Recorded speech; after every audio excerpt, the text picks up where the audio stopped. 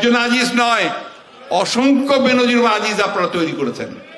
আজকে কোন অবস্থায় বাংলাদেশকে নিয়ে এসেছেন যে আপনার সাবেক পুলিশ প্রধান তার আজকে হাজার হাজার দুর্নীতির চিত্র পত্র পত্রিকায় বেরিয়ে আসছে, তাকে আপনারা লালন করেছেন।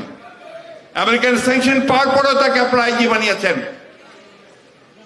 আজকে ঠিক একইভাবে সাবেক সেনা প্রধান তাকে স্যাংশন দেওয়া হয়েছে একটা মাত্র কারণে, যে সে বাংলাদেশের লুট করেছে, চুরি করেছে এবং নির্বাচনে বাধা সৃষ্টি হয়ে দাঁড়িয়েছে। বন্ধুগণ, এই দায় কি শুধু ওদের, না এই দায় এই সরকারের, যারা আজকে জোর করে ক্ষমতা দখল করে বসে আছে?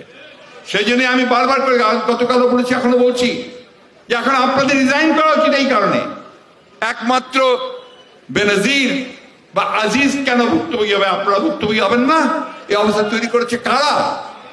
একজন বেনজির তো নয়, একজন আজিজ নয়, অসংখ্য বেনজির আজিজ আপনারা তৈরি করেছেন, যারা বাংলাদেশকে লুট করে খাচ্ছে। বন্ধুগণ, একটাই কাজ, লুট করা। এখন জেগে উঠবার সময় এসেছে বন্ধুগণ। সে জেগে উঠবে তরুণ যুবক। নজরুল ইসলাম তার কথায় বলেছে যে কে আছো জোয়ান, হও আগুয়ান, হাকিছে ভবিষ্যৎ।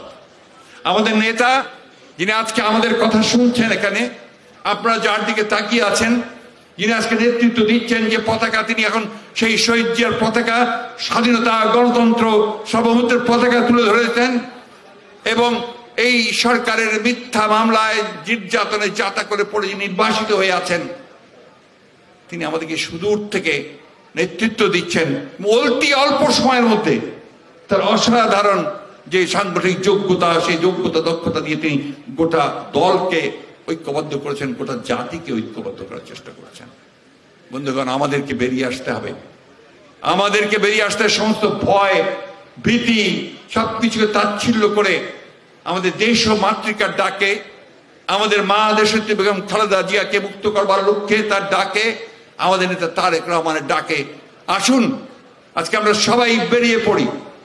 আমরা এমন একটা প্রতিরোধ করে তুলি যে এই ভয়াবহ দানব যারা আমাদের সমস্ত কিছু তছনছ করে দিচ্ছে, তাদেরকে পরাজিত করে আমরা সত্যিকার একটা জনগণের একটা রাষ্ট্র, গণতন্ত্রের একটা রাষ্ট্র আমরা নির্মাণ করতে সক্ষম হই।